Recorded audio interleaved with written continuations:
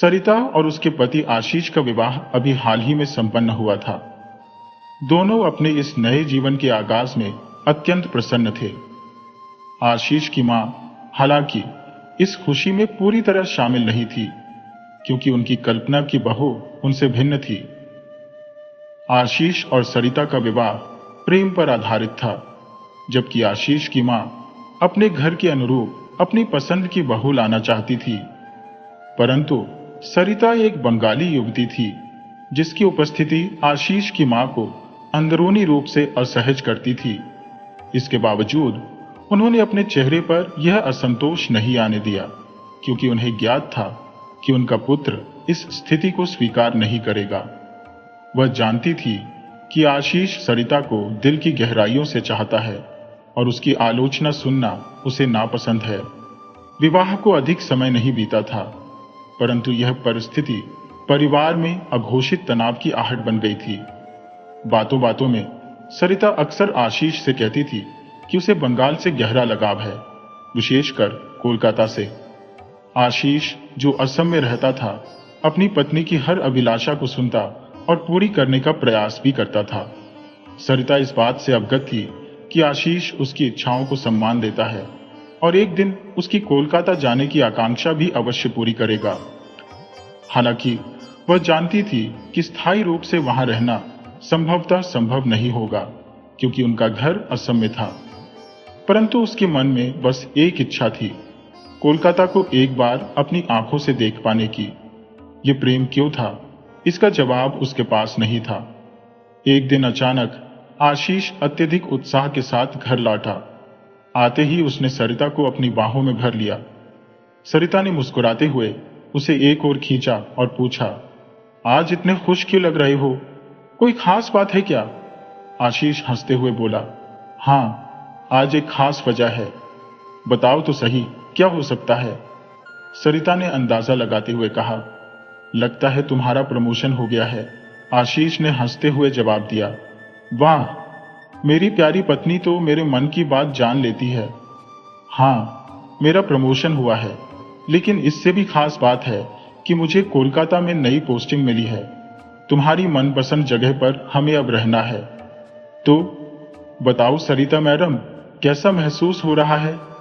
सरिता ने मुस्कुराते हुए कहा, बहुत अच्छा लग रहा है। पर आप मुझे मैडम क्यों कह रही हैं? आपकी आवाज में सरिता का वो प्यार भरा अंदाज ही मुझे सबसे अच्छा लगता है। आशीष ने तुरंत तैयारी शुरू कर दी और सरिता से भी कहा, तुम भी जल्दी से अपनी सारी तैयारियां पूरी कर लो, शॉपिंग भी कर लो, ताकि हम दोनों कोलकाता के लिए रवाना हो सकें। बताओ मैडम, कैसा लग रहा है? सरिता ने मुस्कुराते हुए कहा, बहुत अच्छा लग रहा है। ऐसा लग रहा है जैसे मेरे ख्वाबों के ऊपर लग गए हो। कोलकाता जाने का सपना पूरा होने वाला है। पता नहीं क्यों, मुझे कोलकाता हमेशा से बहुत पसंद है। कभी वहां गई नहीं हो, पर ऐसा लगता है जैसे मेरा उससे कोई अनजाना नाता है। उसकी आवाज में एक अजीब सा आकर्षण था। शॉपिंग और पैकिंग का मन तो है, पर उससे ज्यादा कोलकाता पहुंचने का। जब मैं सोचती हूं कि मेरे अपने परिवार ने मुझे कभी वहां जाने की इजाजत नहीं दी, तो समझ नहीं आता ऐसा क्यों है। वहां जाने का सपना तो हमेशा से देखा है, पर जाने की अनुमति कभी नहीं मिली। अब जब तुम मुझे वहां ले जा रहे हो, मेरा सपना सच में पूरा हो जाएगा। आशीष ने हंसते हुए कहा, तो जाओ, तुम्हें कौन रोक रहा है? जल्दी से अपनी शॉपिंग पूरी कर लो। जो तुम्हें अच्छा लगे वो खरीद लो और अपनी पैकिंग भी कर लो। हाँ, लेकिन कुछ दिनों बाद निकलेंगे। उसके शब्दों में प्यार और हौसला दोनों थे, और सरिता की आंखों में कोलकाता का सपना और भी गहरा हो गया। अभी नहीं, मैं पहले वहां जाकर सारी व्यवस्थाएं देख लेना चाहता हूं। कहाँ ठहरना है, कैसे रहना है, और मेरी कंपनी की ओर से क्या क्या प्रबंध किए गए हैं। एक बार सब कुछ जांच कर लो, उसके बाद हम दोनों कोलकाता के लिए चलेंगे। ठीक है ना? सरिता ने मुस्कुराते हुए कहा, ठीक है, लेकिन मां जी से पूछ लेना कि उन्हें कोई आपत्ति तो नहीं होगी। आशीष ने जवाब दिया, जैसा तुम चाहो। तुम पहले मेरी पैकिंग कर दो ताकि मैं जा सकूं। बाद में तुम अपनी तैयारियां कर लेना और मम्मी से भी बात कर लेना। उन्हें तुम्हारी तरफ से बता देना कि मैं पहले जाकर तैयारियां देख लूंगा। सरिता के चेहरे पर एक संकोच भरी मुस्कान आई। मुझे मम्मी से बात करने में झिझक होती है। उन्हें मुझसे हर बात पर नाराजगी रहती है। मेरी किसी भी बात से वो खुश नहीं रहती। अच्छा होगा अगर आप ही उनसे बात कर लो, आशीष ने आश्वासन भरे स्वर में कहा। अरे, तुम्हारी यह गलतफहमी है। मम्मी तुम्हें पसंद करती हैं। वे हर बात पर ताने नहीं मारती, बस उनका अपना एक तरीका है चीजों को समझाने का। किसी और की जगह होती तो भी वे इसी तरह प्रतिक्रिया देती। सरिता ने धीरे से सिर हिलाया। ठीक है, मैं बात कर लूंगी। उनसे कहूंगी कि आपका ट्रांसफर कोलकाता हुआ है और आप चाहते हैं कि मैं भी आपके साथ वहां चलूं ताकि आपकी परेशानी कम हो सके। तो क्या मैं इनके साथ चली जाऊं? यही कहना चाहती थी कि आशीष मुस्कुराते हुए बोला, हाँ, सही जा रही हो। वह मुस्कुराया और फिर बोला, तुम भी ना, कितनी घबराती हो मम्मी से। माँ तुम्हें भी उतना ही चाहती है जितना माँ मुझे चाहती है। तुम उनसे ये बात कैसे भी कहोगी, वो नाराज नहीं होंगी।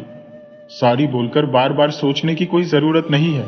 सरिता ने कहा, मुझे पता है माँ मुझसे कितना स्नेह करती है, पर यह बात तो मुझे ही करनी होगी। आप अपनी माँ से बात करके चले जाओगे, लेकिन यहां मुझे परेशानी होती है, समझे? फिर वह कहने लगी, क्या माँ से बात करने में आपको भी परेशानी होती है? अभी हमारी शादी को साल भी पूरा नहीं हुआ और माँ से मेरी सही तरह से समझ भी नहीं बन पाई है। आशीष ने कहा, अच्छा ठीक है, जैसे मैं कह रहा हूं वैसे ही बात कहना, दिल पर मत लेना और कुछ मत कहने देना। फिर उसने पूछा, आज खाने में क्या बनाया है और माँ को बुलाओ जरा।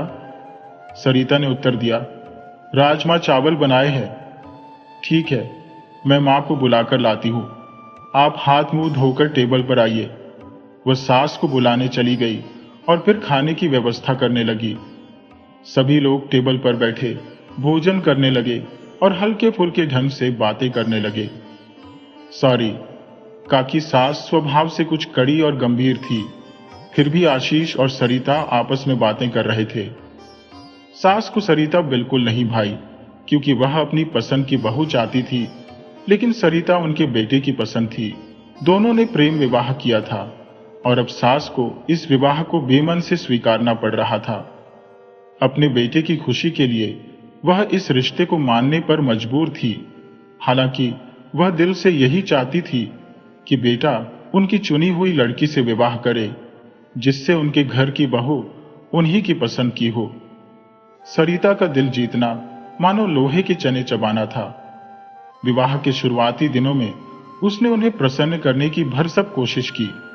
समय पर सारे काम करती, स्वादिष्ट भोजन बनाती, सलीके से तैयार रहती, पर उसकी सास को फिर भी कोई संतोष न मिलता। उनके मन में यह विचार गहरे बैठा था कि सरिता उनकी पसंद की बहू नहीं है और इसलिए वह चाहे कुछ भी कर ले, उसमें कोई बात अच्छी नहीं लगती। सास के दिल में यह अदृश्य दूरी बरकरार रही। उनके लिए सरिता बस उनकी पसंद के हिसाब से ढलने में नाकाम साबित हो रही थी। वक्त बीतते बीतते सरिता ने अब वह कोशिशें भी छोड़ दी थी। अब सरिता ने अपने अंदाज से घर के सारे काम संभालने शुरू कर दिए थे।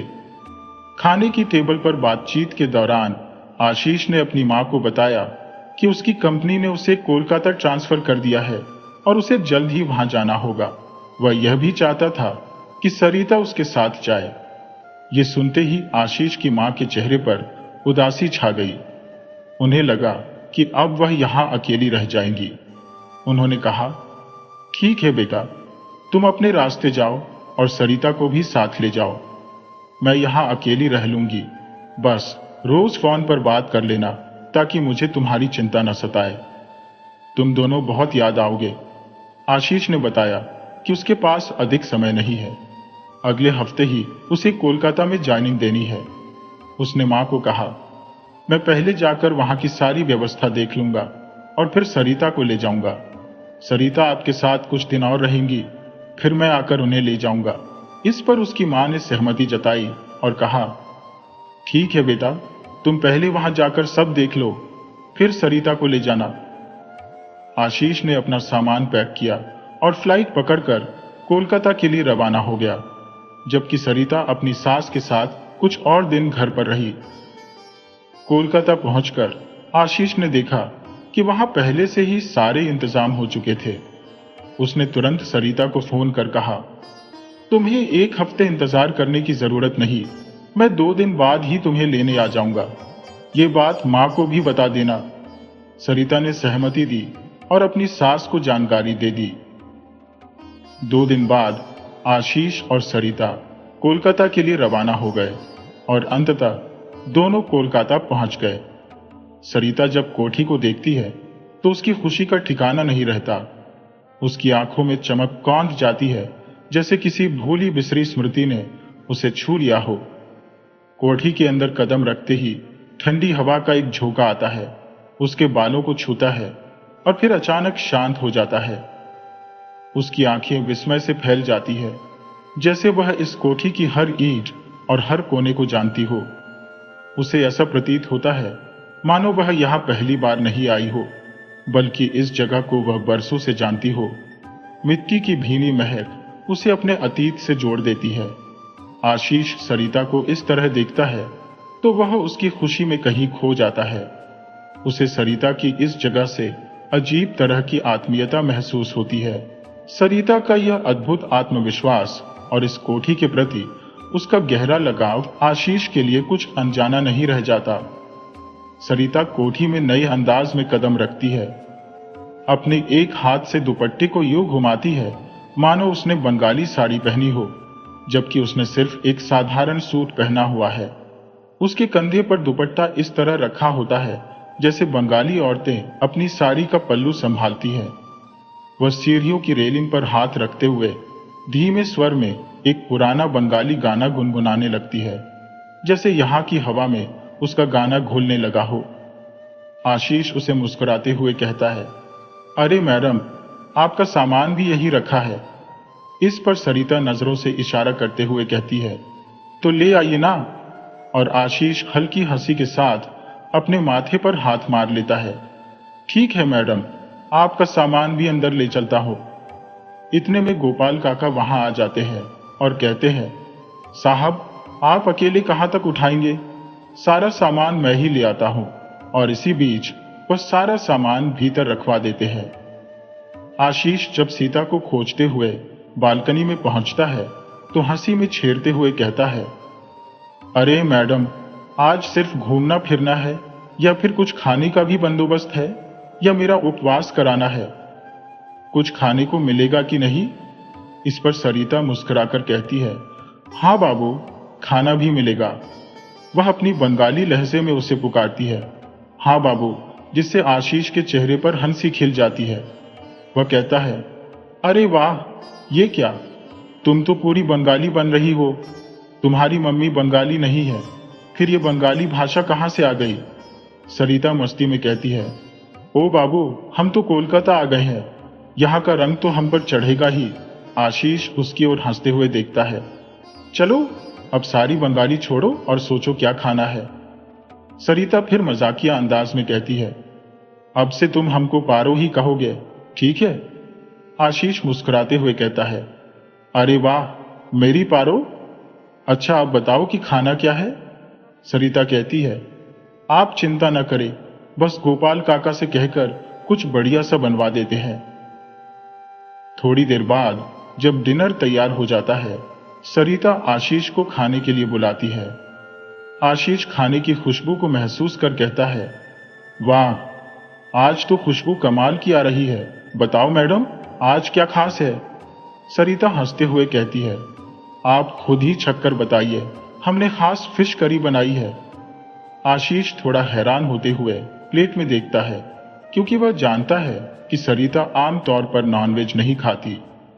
वह थोड़ा हिचकिचाते हुए एक निवाला लेता है और फिर मुस्कुराकर कहता है, अरे वाह, सच में बहुत लाजवाब बना है। मुझे यकीन नहीं हो रहा कि तुमने ये बनाया है। वह कभी भी नॉनवेज खाने की हामी नहीं भरती थी। उसका यही कहना था कि यदि नॉनवेज खाना है तो बाहर खा लीजिए, घर में इसका बनना मुमकिन नहीं।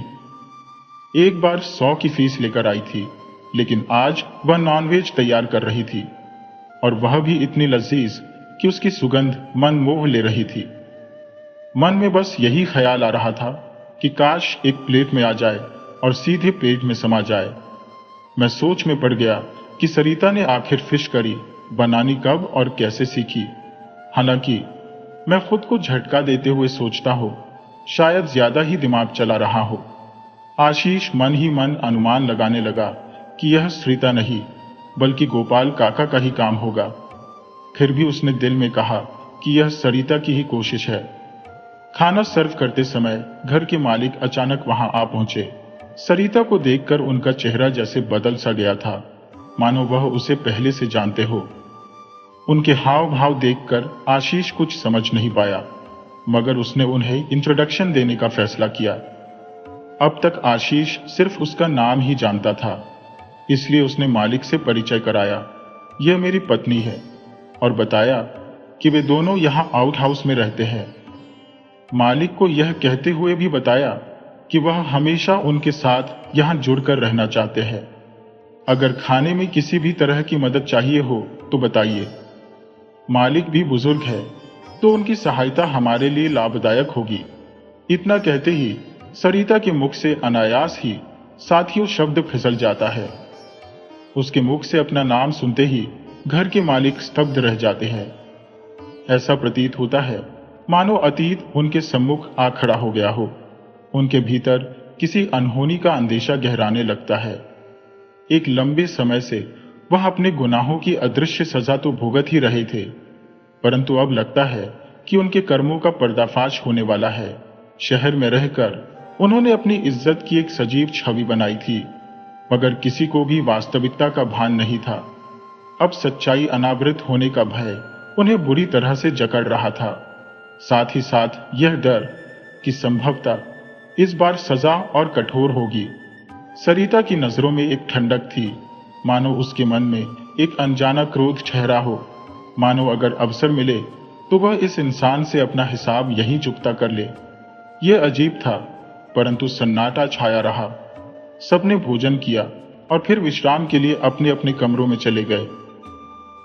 सरिता एक प्यारी सी मुस्कान के साथ आशीष की ओर देखती है और कहती है, आप भूल गए ना, हमारा कमरा नीचे नहीं ऊपर है, इस कोठी का सबसे सुंदर कक्ष। आपको याद नहीं? आशीष को यह सुनकर कुछ असहजता महसूस होती है। हम तो केवल कंपनी की ओर से यहां रहने आए हैं, ये घर तो हमारा नहीं है। और फिर वह क्यों कह रही है कि हमारा कमरा ऊपर है? इसी सोच में डूबे आशीष को तब एक झटका लगता है जब अचानक से सरिता का पैर फिसलता है और वह गिरने लगती है। आशीष तेजी से बढ़कर उसे संभाल लेता है। घर के मालिक यह दृश्य देखकर फिर से हिल जाते हैं, मानो किसी पुराने घटनाक्रम की पुनरावृत्ति हो रही हो। यह पहला मौका नहीं था जब उन्होंने ऐसा दृश्य देखा हो। उन्हें लगा कि अतीत फिर से खुद को दोहरा रहा है। वह सोच में पड़ जाते हैं कि कैसे सरिता उन अधूरी स्मृतियों की प्रतिच्छाया सी लगती है, मानो उसका अस्तित्व घर की पुरानी कहानियों में गूंजता हो। भले ही वह स्वयं इस घर का हिस्सा न हो, सरिता पहले भी थी और उसके बाद भी रहेगी। मगर यह कैसे मुमकिन है कि सरिता हूबहू उसकी जैसी है? आशीष सरिता को लेकर सोने चला जाता है, लेकिन आधी रात में अचानक उसकी आंख खुलती है और वह पाता है कि सरिता उसके पास नहीं है। बेचैनी में वह उसे खोजने निकल पड़ता है। जैसे ही वह सरिता को ढूंढने के लिए इधर उधर देखता है, उसके कानों में एक मीठी बंगाली लोरी की धुन गूंजने लगती है। यह आवाज एक स्त्री की है जो अजीब सा एहसास जगाती है। आशीष सोचने लगता है कि इस घर में ऐसी कोई महिला नहीं है, और अगर है भी तो आधी रात में कौन लोरी गा रही है? ये लोरी आखिर किसके लिए हो सकती है? और अगर वह सरिता नहीं है तो फिर कौन है? सावधानी से वह बगल के कमरे में पहुंचता है और वहां देखता है कि सरिता किसी को सुला रही है और धीरे धीरे लोरी गुनगुना रही है। यह दृश्य आशीष को बहुत विचित्र लगता है और वह कुछ कहने ही वाला होता है कि सरिता उसे चुप रहने का इशारा कर देती है।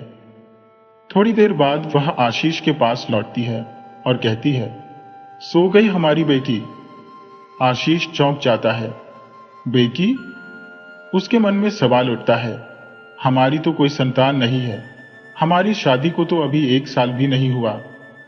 सरिता उसकी ओर देखती है और कहती है, आप अपनी बेटी को भूल गए। हमारी एक प्यारी सी बेटी है, उसका नाम परिधि है, बिल्कुल परी जैसी दिखती है। बड़ी मुश्किल से उसे सुलाया है। ये सुनकर आशीष की नींद जैसे उड़ जाती है। वह सोचने लगता है कि आखिर यह क्या हो रहा है। ये बर्ताव, ये लोरी, ये बंगाली अंदाज और वो बच्ची के होने का दावा, ये सब कुछ अत्यंत अजीब है। जॉर्ज, आशीष को लगता है कि शायद सरिता किसी गहरे भ्रम या दबाव में है, या फिर किसी तरह की मानसिक अस्थिरता में। वह सरिता की ओर देखता है, जो बेफिक्री से सो रही है, जैसे कुछ हुआ ही ना हो। लेकिन यहां आशीष की नींद पूरी तरह गायब हो चुकी है। हमारी तो कोई संतान है ही नहीं, फिर वह किस बेटी की बात कर रही थी? क्या वह किसी मानसिक दबाव में है? कहीं सरिता पर मातृत्व की कमी का असर तो नहीं पड़ रहा? लेकिन इतनी जल्दी मातृत्व की चाह भी असामान्य है। आशीष के मन में सवालों की बाढ़ है, पर जवाब एक भी नहीं। समझना तो चाहता था, पर इस गूढ़ता का हल आशीष के बस से बाहर था। अब उसे लगने लगा कि शायद यह उलझन उसके सामर्थ्य से परे है और इसे केवल उसकी मां ही समझ सकती है। आखिर मां भी तो एक स्त्री है। शायद वे सरिता के इस विचित्र व्यवहार का मर्म जान सके। इसी सोच में डूबते डूबते आशीष की आंख लग गई, मगर आधी रात को अचानक एक बच्चे के रोने की आवाज से उसकी नींद टूट गई। उसे कुछ अजीब लगा, लेकिन उसने कुछ नहीं कहा। मन में सोचा कि यह सरिता का मनोविकार भी हो सकता है। उसने निर्णय लिया कि सुबह मां से इस विषय पर चर्चा करेगा और सरिता के हालात पर उनकी सलाह लेगा। सुबह देरी से उठते ही आशीष को शरीर में असहजता और थकान महसूस हुई। रात भर की अधूरी नींद का असर हर अंग पर स्पष्ट था। उसी समय गोपाल काका उसके लिए चाय लेकर आए। आशीष ने गोपाल काका से सरिता के बारे में पूछा तो उन्होंने बताया, आशीष बाबा, सरिता जी तो किचन में खाना बना रही हैं। यह सुनकर आशीष हैरान रह गया, क्योंकि सरिता को खाना बनाने में विशेष रुचि कभी नहीं थी। आश्चर्य में डूबा आशीष चाय का कप उठाता है और गोपाल काका से कहता है, काका, यह चाय किसने बनाई? गोपाल काका मुस्कुराते हुए बोले, अरे बाबा, ये आपकी बहू जी ने ही आपके लिए बनाई है। आशीष को विश्वास नहीं हुआ, क्योंकि चाय इतनी स्वादिष्ट थी कि उसे अपनी ही पत्नी की रसोई में महारत पर संदेह हुआ। चाय की चुस्कियां लेते हुए वह मन ही मन सोचने लगा कि कोलकाता की सरजमी पर पांव रखते ही सरिता में यह क्या बदलाव आ गया। क्यों अचानक वह इस घर की जिम्मेदारियों में इतनी रुचि लेने लगी है। बिना कहे ही चाय सामने रख दी गई। मां भी नहीं है जो कुछ कहने का दबाव डाले। आखिर माजरा क्या है? आशीष चाय की चुस्कियां लेते हुए रसोई में पहुंचता है और जैसे ही सरिता को देखता है, उसे पीछे से अपनी बाहों में भर लेता है। सरिता एक पल के लिए चौंक जाती है और तुरंत आशीष की ओर मुड़कर बंगाली में कहती है, एक ही, तुम ये क्या कर रही हो? आशीष थोड़ा हंसते हुए कहता है, क्या कह रही हो? मैं तो कुछ समझ नहीं पाया। सरिता हिंदी में कहती है, तुम्हें शर्म नहीं आती? आशीष मुस्कुराते हुए कहता है, शर्म किस बात की? यहां और कोई नहीं है और मैं अपनी पत्नी को ही तो बाहों में ले रहा हूं। आखिर इसमें संकोच कैसा? सरिता थोड़ी सकपकाते हुए कहती है, ठीक है, पहले नहा लीजिए। आज का सारा रोमांस जैसे बेमकसद हो गया। आशीष निराश सा कहता है, ठीक है मैडम, जा रहा हूं नहाने। फिर ऑफिस जाना है और हाँ, मेरा नाश्ता भी तैयार कर देना। तुम्हें तो पता है मैं क्या खाता हूं, है ना? जब वह खाने की मेज पर पहुंचता है और नाश्ता देखता है तो कुछ अजीब महसूस करता है। वह सरिता को आवाज देकर कहता है, अरे ये क्या है? तुम्हें तो पता है मैं ब्रेड, बटर और जूस लेता हूं। ये परांठे और सब्जी सुबह सुबह क्यों? इतने में काका कहते हैं, साहब खा लीजिए, मैडम ने बड़े प्रेम से बनाया है आपके लिए।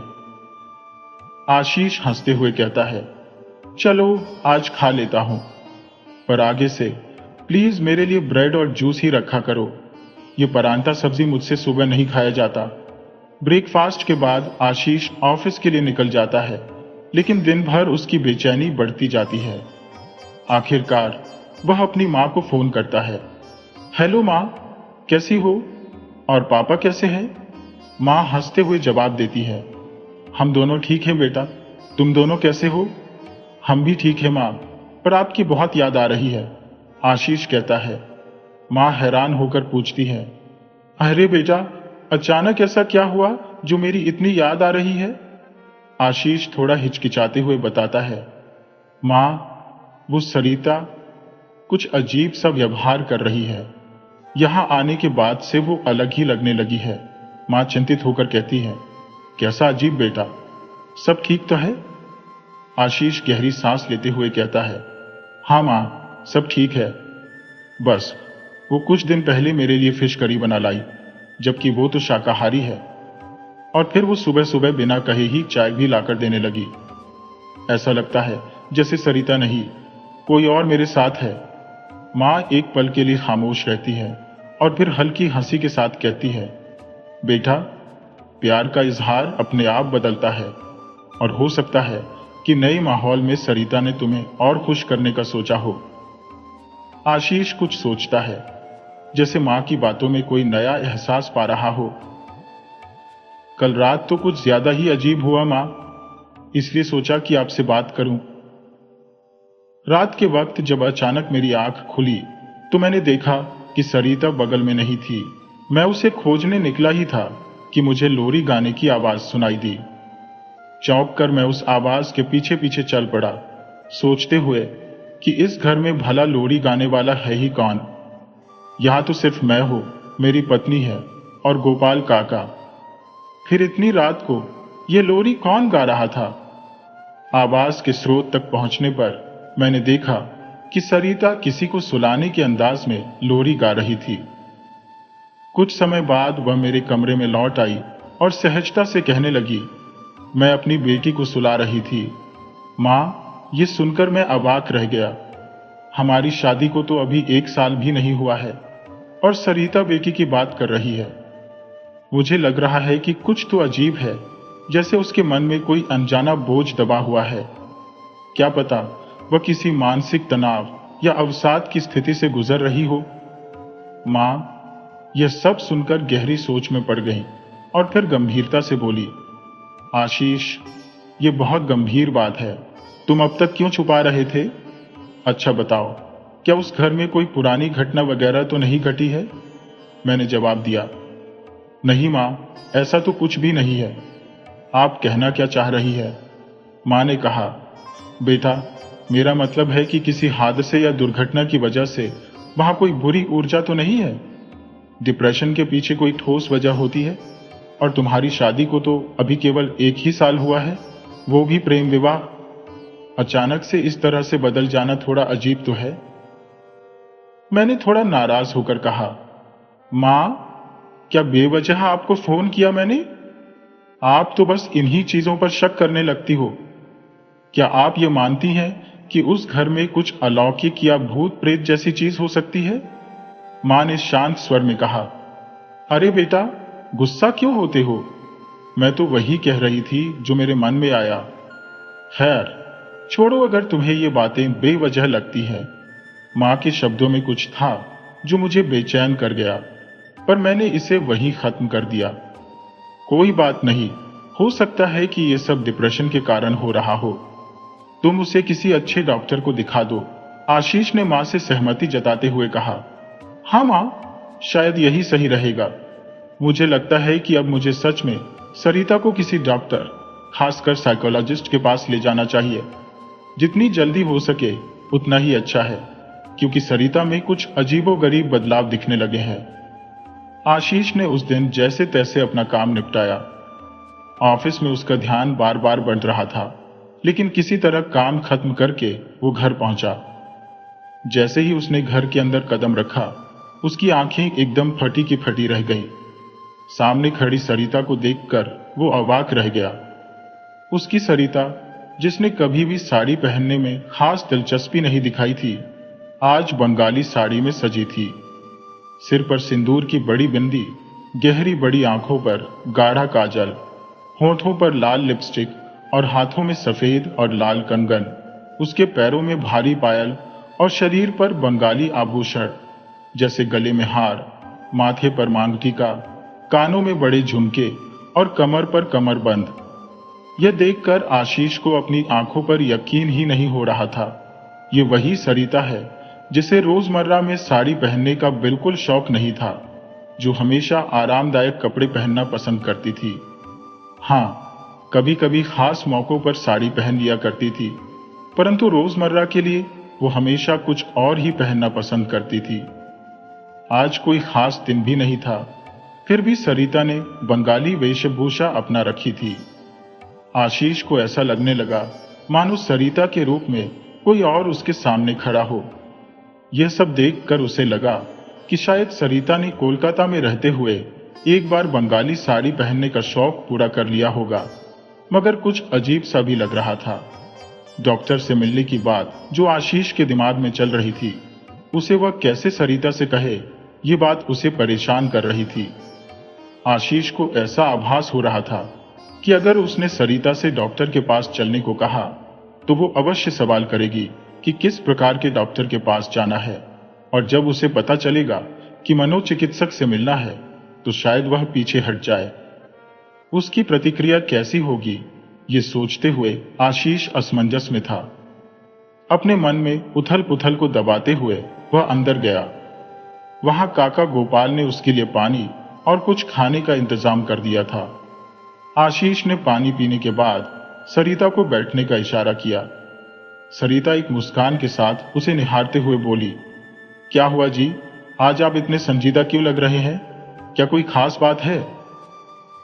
आशीष ने सवाल किया। तुम ठीक तो हो ना? सरिता हल्की हंसी के साथ बोली, अरे जी, आप भूल गए कि मैं आपकी सॉरी हूं। हाँ, बिल्कुल ठीक हो। क्या हुआ, कुछ कहना है? आशीष ने गहरी सांस ली और बोला, मुझे कुछ अजीब सा लग रहा है। कल हमें एक डॉक्टर से मिलने जाना है, क्या तुम मेरे साथ चलोगी? सरिता ने तुरंत पूछा, कौन से डॉक्टर के पास? और क्या हुआ? आप मुझे बताइए, मैं घर पर ही कुछ मदद कर सकती हूं। आशीष ने हल्के से सिर हिलाया और कहा, नहीं, ये डॉक्टर का मामला है और इस बार घर पर इलाज संभव नहीं है। कल 11 बजे हमारी अपॉइंटमेंट है, इसलिए तैयार रहना। हमें थोड़ा दूर जाना पड़ेगा तो सुबह निकलना होगा। अगले दिन सुबह होते ही आशीष और सरिता डॉक्टर के क्लिनिक जाने के लिए तैयार होने लगे। जब सरिता बाहर आई तो आशीष उसे देखता ही रह गया। उसे लगा था कि वह जल्दी में बस कोई सूट पहन लेगी, लेकिन सरिता ने बंगाली अंदाज में साड़ी पहनी थी। माथे पर बड़ी सी गोल बिंदी, कानों में झुमके, गले में मंगलसूत्र और हाथों में चूड़ियां। ये सब देखकर आशीष अवाक रह गया। हल्का ढीला जोड़ा, हल्का मेकअप, गहरी लाल लिपस्टिक और आंखों में गहरा काजल। इस रूप में सज-धज कर सरिता जैसे ही सामने आई, आशीष की नजरें ठहर गईं। पहले वो उसे इस तरह से कभी नहीं देख पाया था, क्योंकि सरिता सजने संवरने में रुचि नहीं रखती थी। आशीष को हमेशा से सज-धज कर रहने वाली औरतें अच्छी लगती थी, पर सरिता कभी इस अंदाज में तैयार नहीं होती। उसे न तो गहनों का शौक था, न साड़ियों का, और मेकअप से तो वो मीलों दूर भागती थी। आमतौर पर उसका श्रृंगार बस काजल की हल्की रेखा और लिपस्टिक की बारीक परत तक सीमित रहता था। उसकी इस नई छवि को देख आशीष कुछ हक्का बक्का सा रह गया। सरिता मुस्कुराते हुए बोली, क्या हुआ, ऐसे क्यों घूर रहे हो? आशीष ने अपनी भावनाओं को थामते हुए कहा, कुछ नहीं, बस आज तुम बहुत अलग और खूबसूरत लग रही हो। सरिता हल्के से मुस्कुराई और बोली, धन्यवाद, अब जल्दी करो, हमें चलना नहीं है। जैसे ही वे बाहर निकलने लगे, उसकी पायल की मधुर झंकार ने आशीष का ध्यान खींचा। पायल के घुंघरुओं की ध्वनि किसी नववधू की तरह मधुर थी। अचानक एक काली बिल्ली उनके रास्ते को पार कर गई। सरिता तुरंत रुक गई और बोली, बूढ़ी बाबा, ये तो अशुभ संकेत है। आशीष ने हंसते हुए कहा, अरे इस पर ध्यान मत दो, काली बिल्ली अपने रास्ते पर है और हम अपने। लेकिन सरिता का मन अब विचलित हो चुका था। उसने संकोच भरे स्वर में कहा, नहीं नहीं, ये कुछ ठीक नहीं लग रहा, हम नहीं जाएंगे। आशीष ने मनाने की कोशिश की, यार मैंने डॉक्टर के पास अपॉइंटमेंट ले लिया है, चलो ना, ये सब बेकार की बातें हैं। पर सरिता अब भी अपने संशय में जकड़ी हुई थी और उस पल उसकी अनिच्छा स्पष्ट दिख रही थी। अब बहाने बनाने का समय नहीं है, जाना अनिवार्य है, इसलिए मैं दोहरा रहा हूं कि निकलना ही होगा। सॉरी। आखिरकार मान गई और गाड़ी में बैठ गई। आशीष ने भी सहमति में सिर हिलाया और आकर सॉरी के पास बैठ गया। फिर गाड़ी चलाने लगा। कुछ ही दूरी तय की थी कि अचानक गाड़ी ने साथ छोड़ दिया। स्टार्ट ही नहीं हो रही थी। ये गाड़ी उसी घर के मालिक की थी और आशीष अपनी पत्नी को नेविगेशन का सहारा लेकर डॉक्टर के क्लिनिक ले जा रहे थे। सॉरी ने नाराजगी से कहा, मैंने कहा था ना, मेरी बात नहीं मानी, देखो नतीजा क्या हुआ, गाड़ी ने धोखा दे दिया। मैंने सुबह ही कहा था कि आज शुभ नहीं है, बिल्ली ने रास्ता काटा था, नहीं जाना चाहिए था, मगर आप तो वही करते हैं जो आपको सही लगता है। मेरे मना करने के बावजूद साथ आने के लिए मजबूर कर दिया। अब बताइए, इस हाल में फंसे हैं हम दोनों, अब कैसे जाएंगे, कहां जाएंगे, घर लौटना है या डॉक्टर के पास जाना है? आशीष ने तुरंत एक टैक्सी बुलाई और क्लिनिक जाने का प्रस्ताव रखा, परंतु सॉरी के चेहरे पर अभी भी नाराजगी की झलक थी। उसने फिर कहा, देखिए मैं कह रही थी आज जाना शुभ नहीं है, पर आशीष ने उसकी बात को नजरअंदाज किया और क्लिनिक की ओर रवाना होने का निर्णय किया। अब और क्या रह गया है, और क्या अनहोनी होनी बाकी है? अभी थोड़ी ही दूर चले थे कि सरिता की समझ लौटी और वो कुछ अजीब तरह से प्रतिक्रिया देने लगी, मानो उसे कुछ पता ही नहीं था कि वो कहां जा रही है। सरिता पूछती है, आशीष हम कहां जा रहे हैं? अभी तो हम कोठी के सामने खड़े थे, ये आप मुझे कहां ले जा रहे हैं? आशीष एक हल्की सी फीकी हंसी हंसते हुए कहता है, अरे यार, तुम भी मजाक करती हो क्या? क्या एक्टिंग कर रही थी अब तक? सरिता हैरान होकर पूछती है, ये तुम क्या कह रहे हो? मैं तो सिर्फ पूछ रही थी, हम उस कोठी के सामने थे, अब गाड़ी में वापस कैसे आ गए? आशीष जवाब देता है, कुछ नहीं, हम एक डॉक्टर के क्लिनिक जा रहे हैं। सरिता उलझन में पूछती है, डॉक्टर के क्लिनिक? आशीष, हम डॉक्टर के पास क्यों जा रहे हैं? क्या तबीयत खराब है? आशीष थोड़ा शांत स्वर में कहता है, हाँ, मेरी तबीयत ठीक नहीं लग रही थी तो अपॉइंटमेंट ले लिया, वहीं जा रहे हैं। गाड़ी टेक सिटी क्लिनिक के सामने जाकर रुकती है। टैक्सी वाला अपना किराया लेकर चला जाता है। वहां एक मासूम सी लड़की, शायद 15-16 साल की, नजर आई। उसकी मासूमियत और खूबसूरती में एक अनोखी सादगी थी जो मुझे भा गई। उसकी मुस्कान, उसका गीत, उसकी सरलता और उसकी भोली बातें मन को लुभा रही थी। मुझे ऐसा लगा कि वो बस बात करती रहे और मैं बस उसकी बातें सुनता रहूं। उसका चेहरा बिल्कुल नन्ही परी की तरह मासूमियत से भरा था। बड़ी बड़ी चमकती आंखें, नाक नाजुक सी, रंग बिल्कुल उज्ज्वल और लहराते लंबे बालों के साथ वो बेहद प्यारी लग रही थी। दुबली पतली सी वह लड़की कुछ ऐसी थी कि उसके साथ बातें करते हुए समय कब पंख लगाकर उड़ गया इसका अंदाजा भी नहीं हुआ। फिर अचानक से विदाई का समय आ गया। उसके पिता बाहर आए और उसे वापस बुलाया। उसका नाम था पारोमिता। उसने इस अंदाज से अलविदा कहा मानो फिर से मिलने का वादा किया हो। शायद उसे भी मुझसे बात करना अच्छा लगा होगा, क्योंकि मैं उससे पहले किसी लड़की से इस तरह खुलकर नहीं मिला था। तब मेरी उम्र 21 बरस थी और वो कोई 15-6 साल की रही होगी। उम्र का सही अंदाजा मुझे नहीं था, क्योंकि हम पहले से एक दूसरे को जानते नहीं थे। लेकिन हमारी मुलाकातें अब लगातार होने लगी। हम दोनों का एक दूसरे से मिलना और बातें करना रोजमर्रा की खासियत बन चुका था। मां ने भी देख लिया था कि मुझे उससे मिलना पसंद है और उसने भी मेरे साथ समय बिताने का अपनापन महसूस किया था। बड़े भैया की शादी हो चुकी थी और अब मां मेरे लिए भी किसी उपयुक्त लड़की की तलाश में थी। उन्हें पारोमिता का सादगी भरा स्वभाव पसंद आया।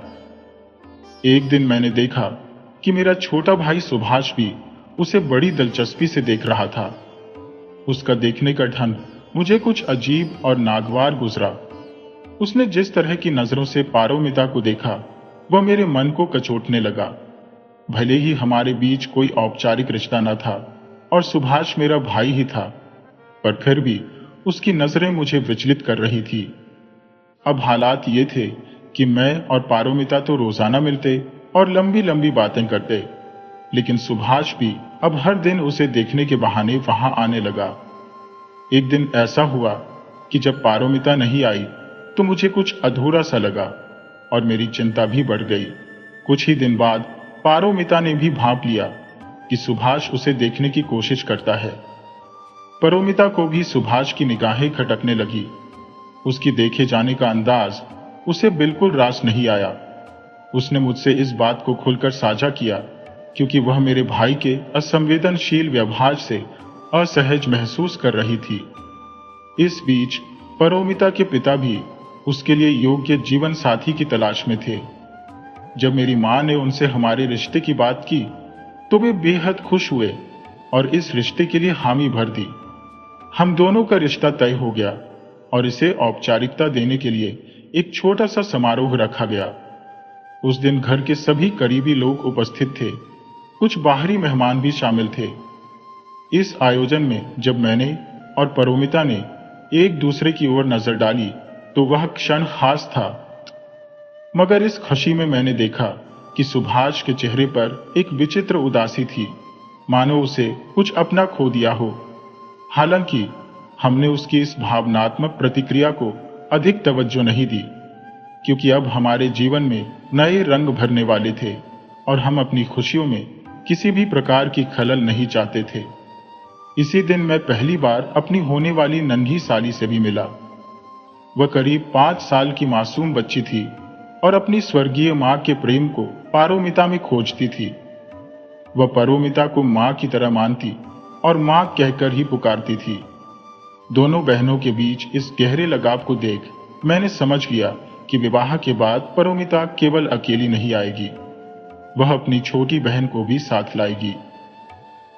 हमारी शादी की तारीख निर्धारित हो चुकी थी और इस नई शुरुआत के लिए हम दोनों दिल से इंतजार कर रहे थे। शादी के पहले हमारी बातचीत अब अधिक होने लगी और कभी कभी मिलने का सिलसिला भी जारी था। अरुण और पारोमिता का रोका हो चुका था और अब दोनों बेसब्री से शादी के दिन का इंतजार कर रहे थे। पंडित जी को घर बुलाकर विवाह का शुभ मुहूर्त निकलवाया गया, जो ठीक 3 महीने बाद का निकला। सबने कहा कि वक्त थोड़ा कम है और कोशिश से सारे काम ठीक समय पर निपट सकते हैं। नवंबर में विवाह की तारीख निश्चित हुई। ये सुनते ही अरुण और पारोमिता की खुशी का ठिकाना नहीं रहा। अब दोनों के दिलों में बस नवंबर का इंतजार था और अपनी तैयारियों में व्यस्त हो गए। पारोमिता ने शादी की शॉपिंग शुरू कर दी और उधर अरुण भी अपनी खरीदारी में मसरूफ हो गया। शादी की तैयारियां धूमधाम से होने लगी। सभी जानते हैं कि विवाह में अनेक रस्में होती हैं, परंतु दूल्हा दुल्हन का मिलना मना रहता है। अरुण खुश था, लेकिन वह यह जानने को व्याकुल था कि पारोमिता कैसा महसूस कर रही होगी। दोनों की बातचीत पर भी अब बंदिशें लगने लगी थी।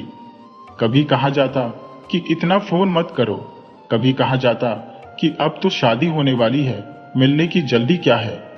उधर पारोमिता भी उससे बातें करना चाहती थी, पर उसे भी रोका जा रहा था। छोटी साली साहिबा कभी कभी उसे फोन कर बातों में छेड़कर उससे कहती, पापा पापा कहने का वक्त आ गया है। ये सुनकर अरुण को भी अजीब एहसास होता। समय तेजी से बीता और 3 महीने कैसे निकल गए पता ही नहीं चला। अब विवाह की रस्में आरंभ हो चुकी थी। हल्दी, मेहंदी और ना जाने कितनी अन्य रस्में। फिर वह दिन आ गया जिसका इंतजार अरुण और पारोमिता दोनों ने किया था। अरुण के भीतर बेचैनी का सैलाब उमड़ रहा था।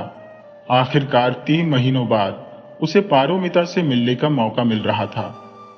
वह मंडप पर पहुंचा तो उसके साथ उसके सभी दोस्त भी वहां थे। जो उसे हल्के फुल्के अंदाज में छेड़ने और हंसी मजाक करने लगे। जैसे ही वह मंडप में बैठा, उसकी निगाहें बेसब्री से पारोमिता की एक झलक पाने के लिए इधर उधर ताकने लगी, पर जब उसे दिखी नहीं तो एक मायूसी सी होने लगी। उसने खुद को शांत करने की कोशिश की, परंतु थोड़ी ही देर में फिर से मन हुआ कि एक बार और उसे देखने की कोशिश करो। इस बार भी मेरी कोशिश नाकाम रही और अब निराशा ने मुझे घेर लिया। मैं जानता था कि वह आएगी, परंतु कितना और इंतजार करना पड़ेगा, यह अज्ञात था। शायद मेरी व्याकुलता की सीमा अब पार हो चुकी थी और इस बेताबी ने मुझे बेचैन कर दिया था। थोड़ी ही देर में मेरा एक दोस्त मेरे पास आया और बड़े उत्साह से बोला, भाई, भाभी आ गई है। मैंने तुरंत चारों ओर नजरें दौड़ाई और देखा कि वह धीरे धीरे मंडप की ओर बढ़ रही थी। सफेद साड़ी पर लाल बॉर्डर के साथ गोल्डन वर्क, हाथों में खनकती लाल चूड़ियां, मेहंदी से सजे हाथ, पायल की झनकार और पैरों में आलता लगाए वह जैसे आभामय लग रही थी। सिर पर बारीक मुकुट जैसा कुछ सजा हुआ था और उसने लाल रंग का ब्लाउज पहना हुआ था। उसकी छरहरी काया और गोरा रंग उसे और भी मनमोहक बना रहे थे। शायद आप सोच रहे होंगे कि मैंने अब तक उसके चेहरे का वर्णन क्यों नहीं किया। असल में उसका चेहरा पान के पत्तों से ढका हुआ था और मेरा मन हो रहा था कि उन पत्तों को हटाकर उसके चेहरे की झलक पाऊं। वह पीढ़ी पर बैठी हुई थी और उसके मामा ने दोनों ओर से उसे सहारा दे रखा था। उसे इस तरह देख मुझे लगा कि अच्छा हुआ मैं लड़की नहीं हूं, वरना इस तरह पीढ़ी पर बैठना कितना कठिन होता। जैसे ही उसे मेरे बगल में बैठाया गया, पान के पत्ते उसके चेहरे से हटा दिए गए। उसके चेहरे से नजर हटाना मेरे लिए कठिन हो गया। उसकी बड़ी बड़ी आंखों में काजल का गहरा स्पर्श, नाथ, लाल लिपस्टिक, बड़ी सी सिंदूरी बिंदी, उसका मासूम चेहरा सजावट के साथ और भी आकर्षक लग रहा था। बाल बंधे हुए थे और मैंने उसे इस रूप में पहले कभी नहीं देखा था। मन बस उसे देखते रहने को कर रहा था, मानो समय ठहर गया हो। मेरी यह एकाग्रता इतनी प्रबल हो गई थी कि आसपास के लोगों का अस्तित्व ही मानो भूल गया था। थोड़ी ही देर में मेरा एक दोस्त फिर आया और मजाक में कहने लगा, अरे भाई, भाभी से नजर हटा लो, बाकी लोग भी तुम्हें देख रहे हैं। भाभी को बाद में निहार लेना। अपने मित्र की आवाज से मेरी तंद्रा टूटी और मैंने पाया कि सभी की निगाहें मुझ पर टिकी हुई थी। थोड़ी झिझक के साथ मैंने चारों ओर देखा और अपनी स्थिति पर मुस्कान छुपाने की कोशिश की। पारोमिता की ओर निहारते हुए मन में हलचल हो रही थी, जैसे समय थम सा गया हो। जल्द ही विवाह की समस्त रस्में संपन्न हुई और मैं घर वापस लौट आया।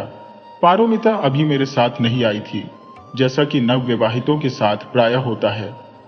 अक्सर कन्याएं विवाह के तुरंत बाद ससुराल नहीं जाती। 1 माह बाद का मुहूर्त निकला था पारोमिता को विदा कराने के लिए, और यह 1 महीना कैसे बीता इसका अंदाजा भी नहीं हुआ। जब समय आया तो मैं उसे लेने उसके घर गया और इस बार उसके साथ उसकी छोटी बहन परिधि भी साथ आई।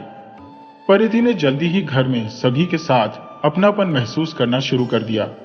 विशेषकर माँ और बाबा के साथ उसकी गहरी मित्रता हो गई थी। वह दिन का अधिकांश समय पारोमिता के साथ बिताती, क्योंकि अभी परिवार में वह किसी और के प्रति उतनी सहज नहीं थी। धीरे धीरे उसने घर के सभी सदस्यों को जानना शुरू किया और सबकी चहेती बन गई। परिधि के चंचल स्वभाव ने घर की रौनक और बढ़ा दी।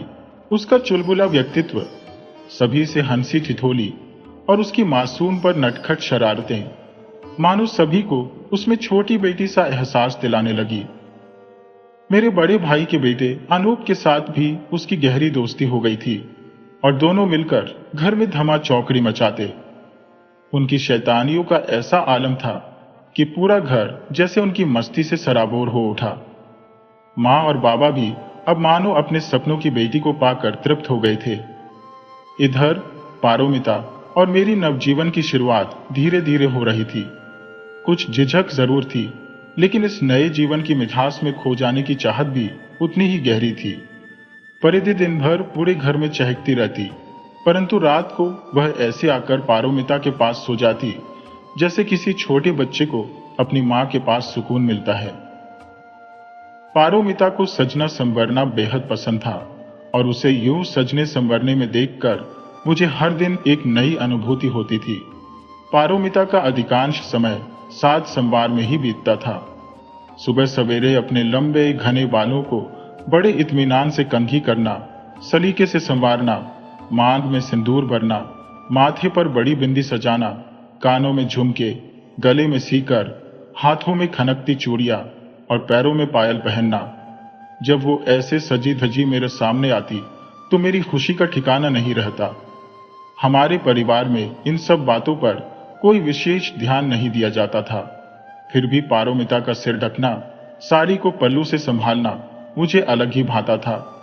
मैंने एक दो बार उससे पूछा भी, तुम हमेशा सिर क्यों ढकती हो? इस पर उसने सहजता से कहा, ये दूसरों के प्रति सम्मान जताने का तरीका है। मां भी सिर पर पल्लू रखती थी, इसलिए मैंने कभी उसे रोका नहीं। समय यूं ही गुजरने लगा और अनायास ही 6 महीने पंख लगाकर उड़ गए।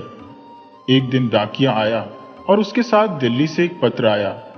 पत्र खोलते ही पता चला कि मेरी दिल्ली की यूनिवर्सिटी में उच्च शिक्षा के लिए चयन हो गया है। यह समाचार सुनते ही मेरा उत्साह चरम पर था। बाबा ने पत्र पढ़ा था, लेकिन मैंने देखा कि पारोमिता के चेहरे पर हल्की उदासी छा गई थी। वह कुछ मायूस सी निगाहें झुकाए हुए वहां से चली गई। बाद में मैं अपने कमरे में गया और उससे पूछा, क्या बात है पारो? तुम कुछ उदास सी लग रही हो। उसकी आंखों में आंसू थे और वह मुझसे लिपट कर रो पड़ी। उसने कहा, आप मुझे यहां छोड़कर अकेले चले जाओगे तो मेरा क्या होगा? मैंने उसे समझाया, तुम अकेली थोड़ी हो, यह बाबा है, भैया भाभी है, परिधि है, अनूप है, सब तो है तुम्हारे साथ। पर उसने बस उदास नजरों से मुझे देखा और कहा, पर आप तो नहीं होंगे ना?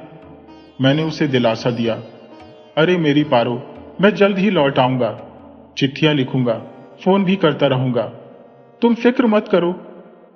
एक सप्ताह यूं ही बीत गया और मेरी रवानगी का समय आ गया। सामान पैक हो चुका था। मां ने गले लगाते हुए कहा, बेटा अपना ख्याल रखना और हमें कभी ना भूलना। समय पर भोजन ग्रहण करना, ध्यान रखना कि तुम दुबले होकर न लौटो।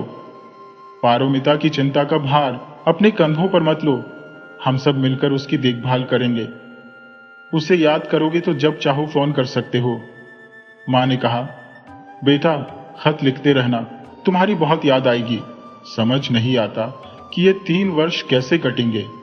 बीच बीच में आओगे ही, पर फिर भी तुम 3 वर्षों के लिए जा तो रहे हो ना। और मित्रों, डायरी में अब तक का मेरा सफर यहीं तक था। जब दिल्ली से वापस आऊंगा तब पारोमिता और अपनी कहानी को आगे लिखूंगा। अरुण दिल्ली चला गया। पारोमिता ने डायरी में आगे की कहानी लिखी है, पर आशीष उसे पढ़ पाने में असमर्थ है। आशीष के लिए यह पढ़ना संभव नहीं था।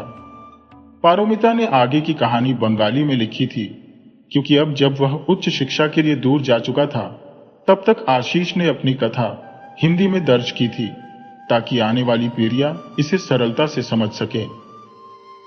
आशीष ने सोचा था कि उसकी कहानी का विस्तार ऐसे माध्यम में हो जिसे भविष्य की पीढ़ी आसानी से पढ़ सके, पर पारोमिता को हिंदी नहीं बल्कि केवल बंगाली भाषा में साक्षरता प्राप्त थी। आगे की कहानी, जिसे आशीष ने गोपाल काका से पढ़ने का आग्रह किया, गोपाल काका के लिए स्वाभाविक रूप से समझने योग्य थी, क्योंकि वह भी बंगाली में पारंगत थे। कथा में प्रारंभ हुआ, नमस्कार, मेरा नाम पारोमिता है। मुझे अपने पति द्वारा दी गई इस डायरी के बारे में अधिक जानकारी नहीं है कि उन्होंने इसमें क्या क्या दर्ज किया है, परंतु उन्होंने कहा था कि इसमें हमारी कथा लिखी है। इसलिए मैं इस वक्त जो भी अनुभव कर रही हूं, वह इस डायरी में दर्ज कर रही हूं। जब से अरुण जी यहां से गए हैं, तब से समय काटना कठिन हो गया है। कार्यों का कोई अंत नहीं होता, फिर भी समय जैसे ठहर सा गया है। हर खाली क्षण में उनकी यादें उमड़ती है, हर स्थान पर उनकी छवि उभर आती है, उनके संग बिताए गए पल इतने सहज थे कि कब 1 महीना बीत गया इस पर ध्यान ही नहीं गया। अचानक मेरे देवर सुभाष घर लौट आए। मां अत्यंत आनंदित थी। उन्होंने बड़ी भैया की पसंद के पकवान मेरे साथ मिलकर बनाए थे।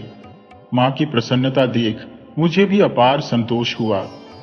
सुभाष भैया ने भैया के बारे में पूछताछ नहीं की तो मैंने उन्हें बता दिया कि उनके बड़े भैया दिल्ली गए हैं। उनका चयन दिल्ली विश्वविद्यालय में हुआ है। ये सुनते ही सुभाष भैया की आंखों में अनोखी चमक और चेहरे पर हर्ष की छटा उभर आई। मैंने कहा, तुम्हारे भैया की इस सफलता पर गर्व होना स्वाभाविक है। देखो किस तरह तुम्हारा भाई अपने परिश्रम के बल पर दिल्ली में स्थान पा सका है। तुम भी अगर पढ़ाने में थोड़ी मेहनत कर सको तो अच्छा रहेगा। सुभाष ने उत्तर दिया, हाँ हाँ ठीक है, जाने वाला तो गया ही है। क्या अब यह जरूरी हो गया है कि सभी बेटे बाहर ही जाएं? मां ने सुबह से ही उसे समझाना शुरू कर दिया था, लेकिन उसने मानो उनकी बातें सुनी ही नहीं। आखिर मां के सवालों पर उसने गहरी नजरों से मेरी तरफ देखा और उस एक दृष्टि ने मेरी रूह में कुछ ऐसा कंपन सा भर दिया कि शरीर में अजीब सी सिहरन दौड़ गई। उसी भयाक्रांत क्षण में सुभाष भैया ने आवाज लगाई, भाभी रोटी देना। मैं रोटियां लेकर जैसे ही उनके करीब पहुंची, उन्होंने मेरे हाथ को इस प्रकार पकड़ा कि जैसे उसमें अपने वर्चस्व का बोझ डाल रही हो। मैं झटके से हाथ छुड़ाने का प्रयास करने लगी, पर मन में इस उधेड़-बुन में थी कि मां को सब कुछ बता दूं या नहीं। अंततः धीरे धीरे अपने हाथ को उनके जकड़ से निकाल लिया और भागती हुई अपने कमरे की ओर चली गई।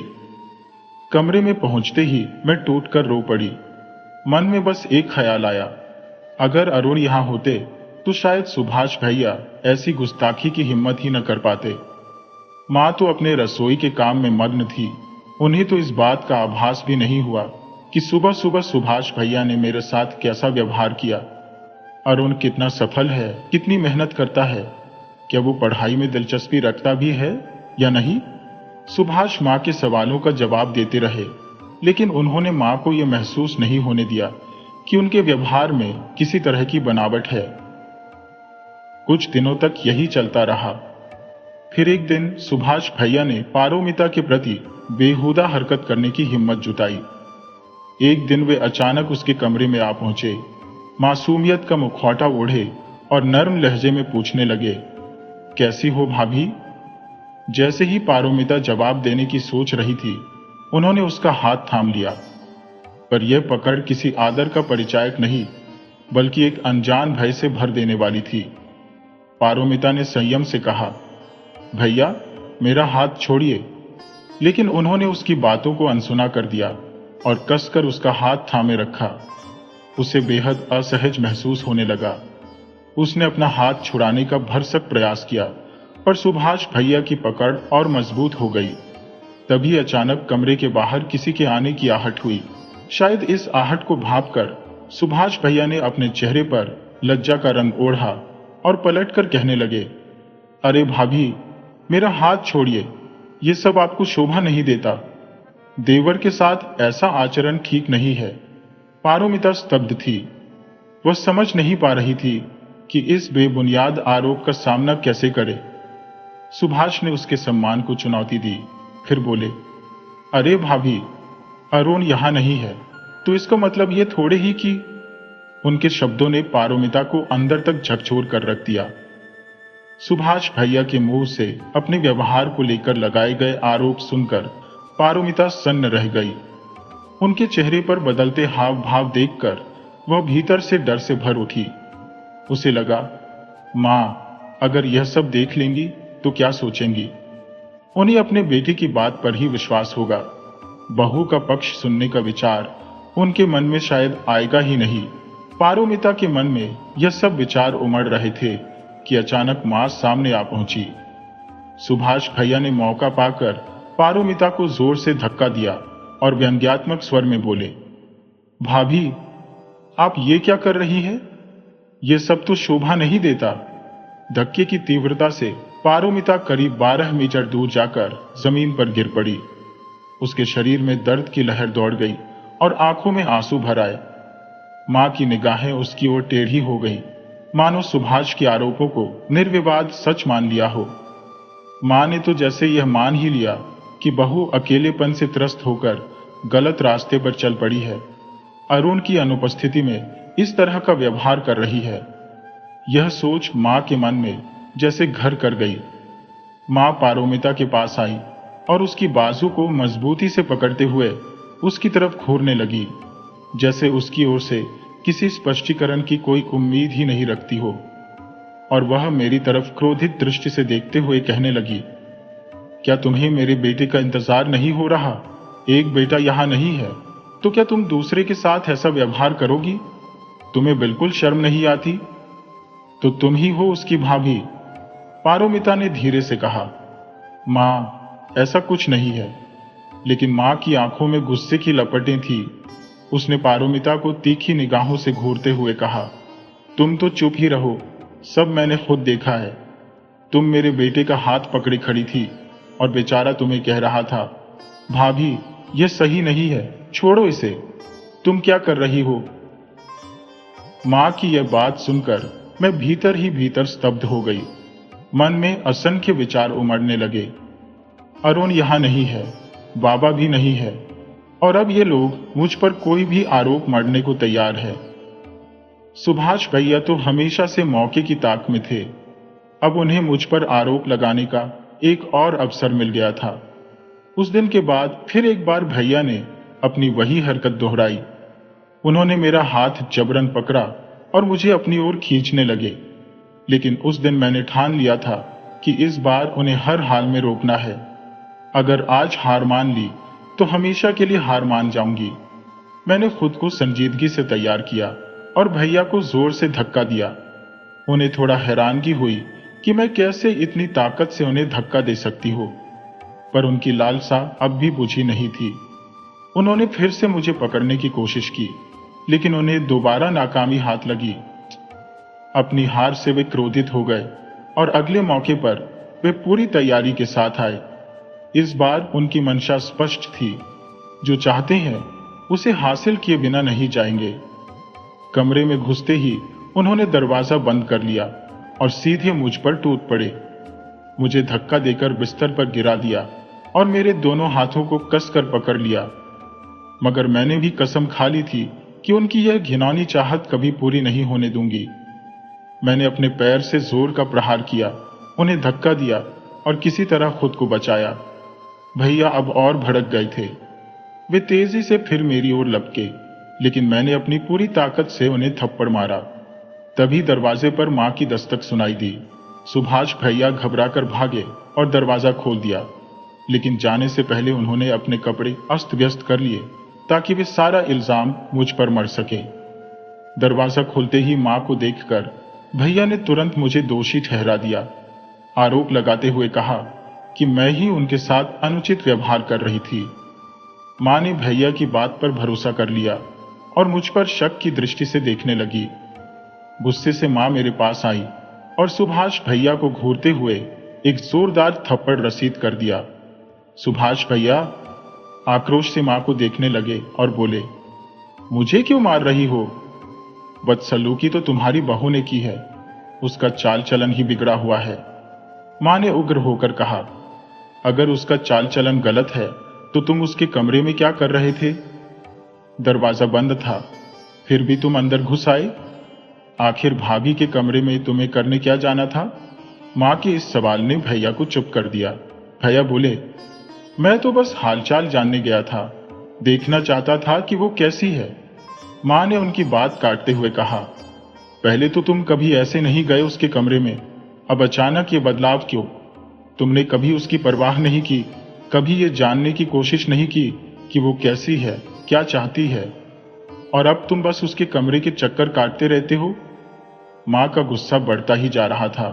उन्होंने सुभाष भैया के बदले हुए बर्ताव को भांप लिया था। मां ने भैया को समझाने की कोशिश की, लेकिन भैया ने उनकी एक भी बात सुनी अनसुनी कर दी। जो बात भैया के मन में थी वह आज साफ तौर पर मां के सामने आ गई। भैया ने कहा, मां, तुम कुछ नहीं समझती हो? उनकी बात सुनकर मां को गहरा धक्का लगा। उन्होंने भैया को डांटते हुए कहा, वह तुम्हारी भाभी है, तुम्हें शर्म आनी चाहिए, उसे इस तरह देखना ठीक नहीं है। लेकिन सुभाष भैया ने मां की बात का जवाब दिया, मां, तुम कुछ नहीं जानती, मुझे बीच में मत आने दो। मां ने गुस्से से कहा, क्यों नहीं बोलूंगी? तुझे शर्म नहीं आती अपनी भाभी पर नजर रखते हुए?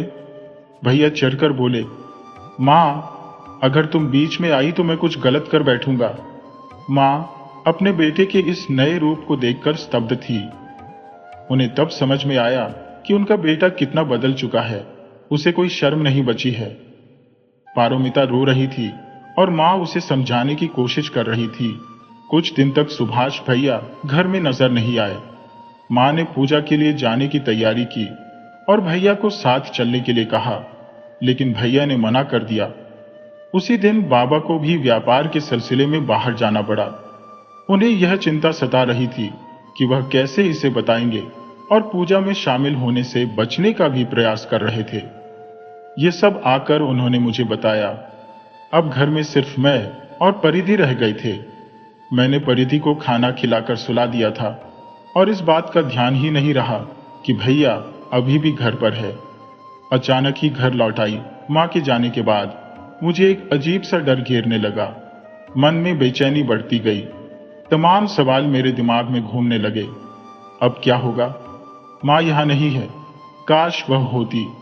मैं भीतर से बुरी तरह कांप रही थी, अपने डर से जूझती हुई। परिधि के पास जाकर मैं लेट गई, लेकिन मन बिल्कुल शांत नहीं हो पा रहा था। अचानक मुझे किसी की आने की आहट सुनाई दी।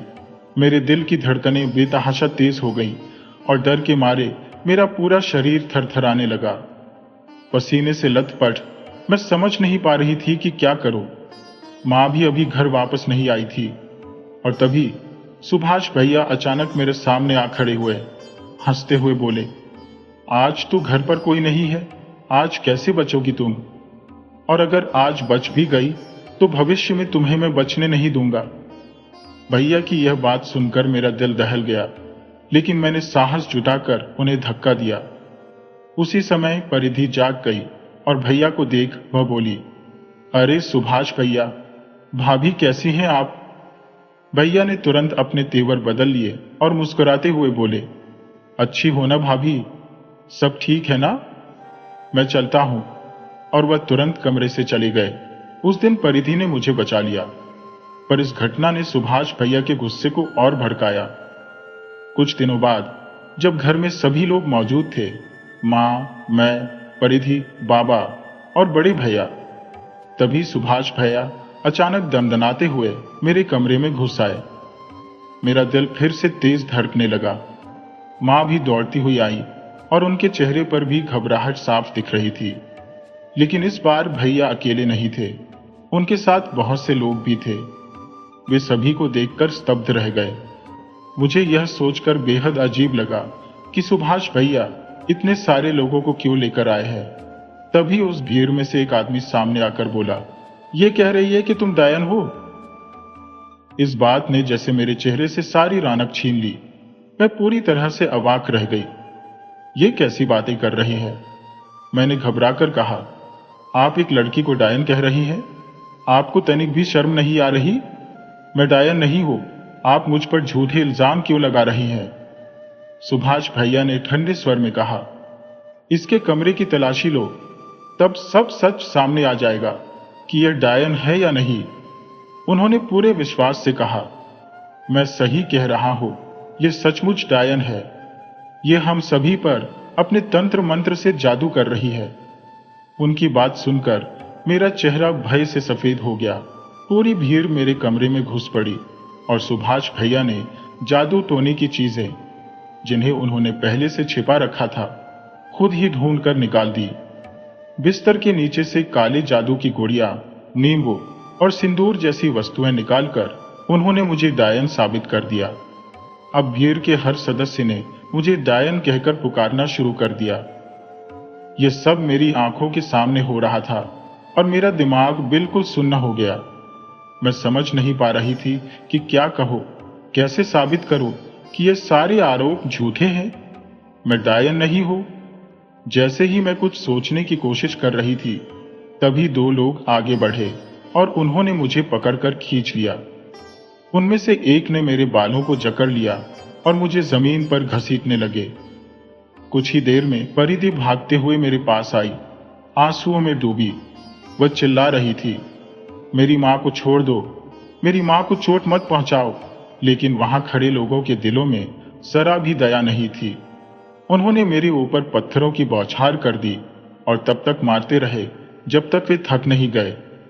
जब भीड़ अंततः चली गई, तब जाकर मुझे कुछ राहत मिली। उस एक क्षण में मैंने अपनी दर्द भरी कहानी इस डायरी में दर्ज कर दी। इसके आगे की बातें आप लोगों को बताना मेरे लिए संभव नहीं है, क्योंकि अगर मैं और कुछ कहूंगी तो सच उजागर हो जाएगा, जिसे मैंने अरुण की मां और कई बार परोमिता को भी डायरी में दर्ज करते देखा है। उस दिन अरुण की मां ने डायरी में जो लिखा था, उसे साफ झलकता है कि उस रात परोमिता पूरी तरह से टूटकर सो गई थी। मैं चाहती थी कि उस दिन उसे डायन साबित होने से रोक दो, पर मैं कुछ भी नहीं कर सकी। जब मेरे बेटे सुभाषिनी ने मुझे घूरकर देखा तो मेरे अंदर खौफ भर गया। उसने स्पष्ट कहा था, तुम चुप रहो, वरना मैं कुछ भी कर सकता हूं। मुझे अपने लिए डर नहीं था, पर मैं अपने बेटे और उसके साथियों के लिए चिंतित थी। अगली सुबह भीड़ फिर से घर में उमड़ी। वे परोमिता को बालों से घसीटते हुए बाहर ले गए। उसे दूर तक खींचकर ले जाया गया और एक पेड़ से बांध दिया। वह पहले ही अधमरी हो चुकी थी और परिधि उसे देखकर बुरी तरह से रो रही थी। उसका हाल बेहाल हो गया था। वह निरीह निसहाय, बिना खाए पिए बेहोशी की हालत में थी जब परोमिता को घसीटा जा रहा था, और परिधि को अब तक होश नहीं आया था। अपनी मां की ऐसी हालत देखकर वह पूरी तरह से बेहोश हो गई थी। मैंने परिधि को उसकी मां से मिले बिना ही जाने दिया, उसे जगाया नहीं। जब उसकी आंखें खुली तो उसने मासूमियत से पूछा, काकी, मेरी मां कहाँ है? उसकी इस प्रश्न से मेरे आंसू बहने लगे। मैं उसे कैसे बताती कि उसकी मां को लोग यहां से घसीट कर ले गए हैं और उसे पेड़ से बांध दिया है। उसे डायन करार दिया गया और उस मासूम बच्ची को डायन का अर्थ तक नहीं पता था। मैं उसे कैसे समझाऊं कि उसकी मां के साथ क्या अत्याचार हुआ है। मेरे बेटे की स्वार्थी इच्छाओं ने उस निर्दोष बच्ची को ऐसी त्रासदी में डाल दिया जिसकी मैंने कल्पना तक नहीं की थी। मेरे पति के मित्र की बेटी, जो इस घर की बहू बनकर आई थी, उसके साथ हुए इस अन्याय का मैं क्या जवाब दूंगी? जब वे लौटेंगे, जब उसके पिता पूछेंगे, मैं क्या उत्तर दूंगी? तभी परिधि ने मुझे जोर से खींचते हुए चिल्लाकर कहा, काकी, बताइए, मेरी मां कहाँ है? मैंने उसे बड़ी मुश्किल से शांत करते हुए समझाया, तुम्हारी मां को कहीं ले जाया गया है। परिधि ने साथ चलने की जिद की और मैं उसे उसी जगह लेकर गई जहां परोमिता को बांधा गया था। वहां पहुंचते ही परिधि अपनी मां से लिपटकर जोर जोर से रोने लगी। उसकी उस करुण चीत्कार ने मेरा दिल छलनी कर दिया। वह अपनी मां को पुकार रही थी, पर उसे नहीं पता था कि जिस दीदी को वह मां कहकर पुकार रही है, वह कभी वापस नहीं आएगी। मैं मजबूर थी, असहाय थी, और उसकी उस करुण अवस्था में मैं कुछ भी करने में अक्षम थी। परिधि पारोमिता की स्थिति देखकर व्यथित हो उठी और गहरे स्वर में बोली, मां, कुछ तो कहो, तुम्हें यहां कौन लाया? इस हाल में क्यों है तुम? मां, बोलो ना। पारोमिता शब्दों को निकालने का भरसक प्रयास करती रही, परंतु उसके होठों पर शब्द ठहर नहीं रहे थे। उसका शरीर अत्यधिक दुर्बल हो चुका था, गला सूख चुका था, आंखों के नीचे गहरे काले घेरे उभर आए थे, चेहरे पर गहन मुरझाहट छा गई थी, जैसे उसमें कोई जीवंतता शेष ही न हो। रात भर उसे उसी प्रकार बंधे रखा गया था।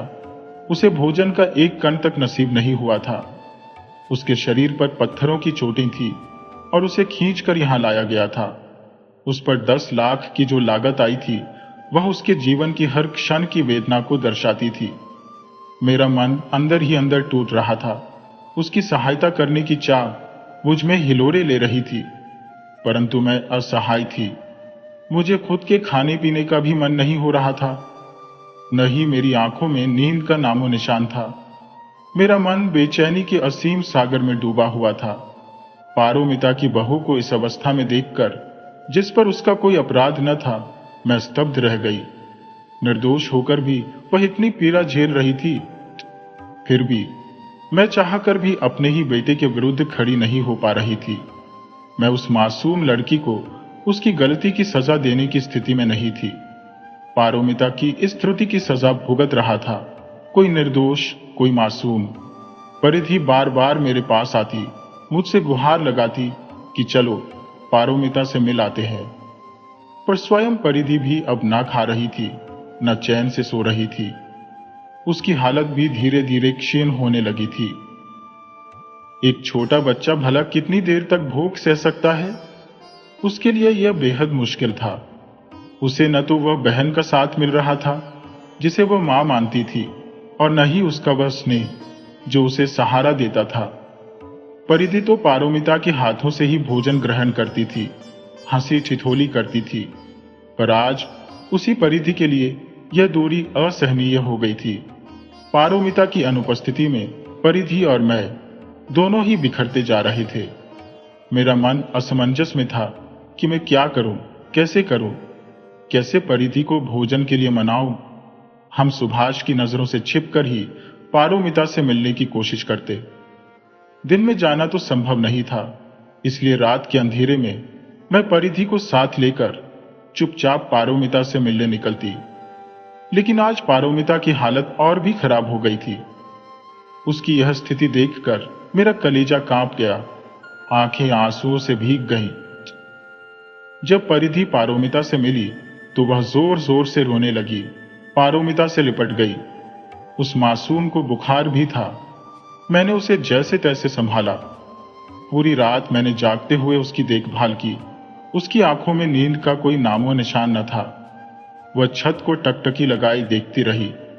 भोर होते ही पारोमिता को घसीटते हुए वापस घर लाया गया और मेरा हृदय जैसे चीर सा गया। सुभाष उसे एक पल के लिए भी अकेला नहीं छोड़ता था। मैं फिर भी कुछ पल को पारोमिता से मिलने की चाह में वहां गई, यह सोचते हुए कि शायद उसकी पीड़ा कुछ कम हो सके। वहां रोमिता ने मुझे बताया कि सुभाष पिछली रात फिर उससे मिलने आया था और लगातार वही बात दोहरा रहा था कि वह उसकी बात मान ले। पर मां, भला मैं उसकी बात कैसे मान सकती हूँ? मैं उसकी भाभी हूं, उसे कुछ तो शर्म करनी चाहिए। मुझे देखकर उसे लज्जा नहीं आती, और ऊपर से उसने मुझ पर ऐसा घृणास्पद आरोप मढ़ दिया। उसने मुझे सबके सामने डायन करार दे दिया। मां, अब मैं क्या करूं? मैं कुछ समझ भी नहीं पाती, कुछ कहने का साहस जुटा भी नहीं पाती कि तभी सुभाष आ धमका। उसने मुझे बालों से खींचते हुए नीचे घसीट लिया और घर के निचले कमरे में सबको इकट्ठा कर लिया। मेरे देखते ही देखते उसने मेरी आंखों के सामने मेरी बहू को जीवित आग के हवाले कर दिया। वह चिल्ला रहा था कि डायन का अंत इसी तरह होना चाहिए। उसने गांव वालों को भी बुलाया था। पारोमिता की मृत्यु उसी घर में हुई। मेरी आंखों के सामने एक निर्दोष स्त्री को पहले डायन कहकर कलंकित किया गया और फिर उसे जीवित जला दिया गया। मेरे लिए यह दृश्य असहनीय था। मेरी आत्मा अंदर ही अंदर मुझे कोस रही थी। मैं उस मासूम को बचाने में असमर्थ रही। वह तो मुझसे सिर्फ इतना पूछती थी, मां, आपने तो मुझे लक्ष्मी कहकर इस घर में लाया था, फिर कब मैं डायन बन गई? पर मैं अवाक खड़ी रह गई, उत्तर विहीन, जैसे सब कुछ कहते हुए भी मौन थी। मैं उसे बस देखती रही, शायद वह मुझे माफ कर दे। उस त्रासदी के बाद परिधि बेहद दुर्बल हो गई थी। उसकी सांसें जैसे मुश्किल से चल रही थी। डॉक्टर को दिखाया, पर उसने जवाब दे दिया कि परिधि के दर्द का कोई इलाज उनके पास नहीं है। डॉक्टर ने कहा कि परिधि को खुश रखना ही उसका एकमात्र इलाज है।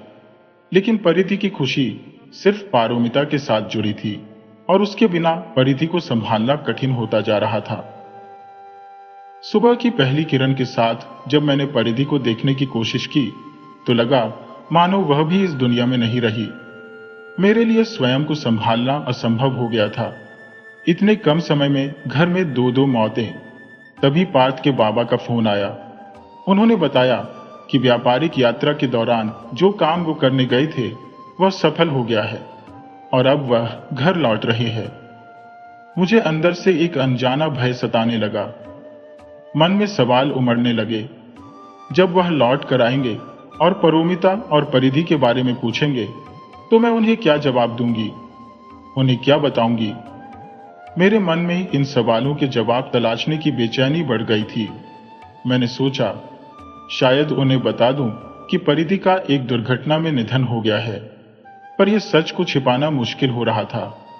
और अगर रास्ते में किसी ने गांव में पहुंचते ही उन्हें सच बता दिया तो मैं क्या कहूंगी? कुछ ही घंटों बाद दरवाजे की घंटी बजी। जब मैंने दरवाजा खोला तो पार्थ के बाबा सामने खड़े थे। मैंने उन्हें अंदर आने का निमंत्रण दिया, पानी का गिलास लाकर उनके सामने रखा और उनके पास बैठ गई। उन्होंने अपनी यात्रा के सफल होने की बात बताते हुए कहा कि उनकी डील साइन हो चुकी है, जिससे हमारी कंपनी को बहुत लाभ हुआ है।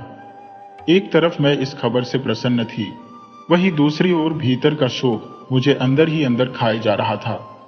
पार्थ के बाबा ने मेरे चेहरे के भावों पर ध्यान दिया और पूछा, क्या तुम ठीक हो? इतनी बड़ी खुशखबरी सुनाई है और तुम्हारा चेहरा तो बिल्कुल उतरा हुआ लग रहा है। आखिर माजरा क्या है?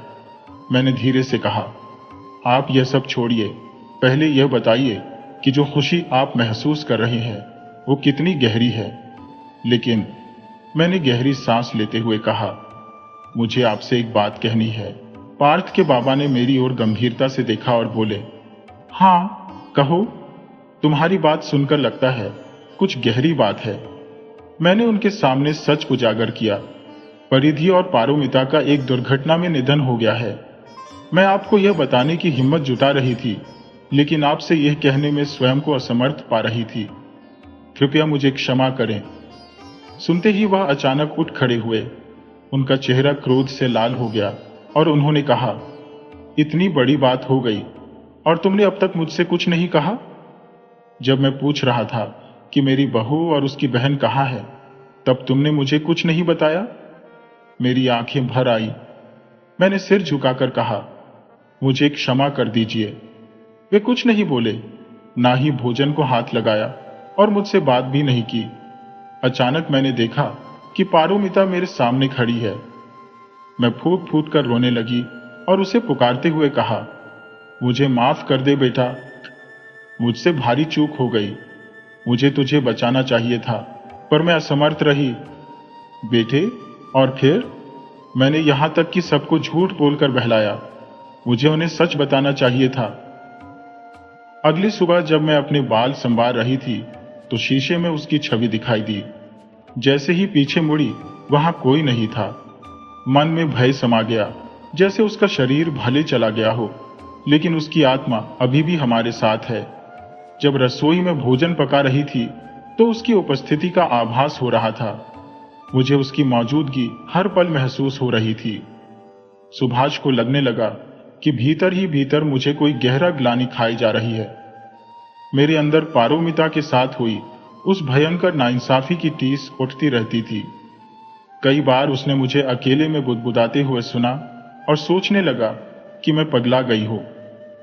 पारोमिता के जाने के बाद वह मुझे अक्सर दिखाई देती थी, जबकि बाकी सब उसे महसूस भी नहीं कर पाते थे। यहां पर उस डायरी के पन्ने समाप्त हो गए। सभी एक दूसरे की ओर अवाक होकर देखने लगे, मानो कोई अनसुलझी गुत्थी सामने आ गई हो। कहानी यहीं पर अटकी थी, पर असल घटना तो अधूरी थी। उस डायरी के लेखक का क्या हुआ? क्यों उसने इसे पूरा नहीं लिखा? सवालों के जवाबों के लिए सभी साथियों ने एक दूसरे की तरफ देखा, क्योंकि वे खुद उस कहानी का हिस्सा थे और जब यह वाकया हुआ तब वे इसी घर में मौजूद थे। एक साथी ने फिर कहा, आगे की कहानी अब मैं सुनाऊंगा। मेरी भाभी को डायन कहा गया और उसे जिंदा जला दिया गया, मगर उसकी आत्मा ने हमारे घर का पीछा नहीं छोड़ा।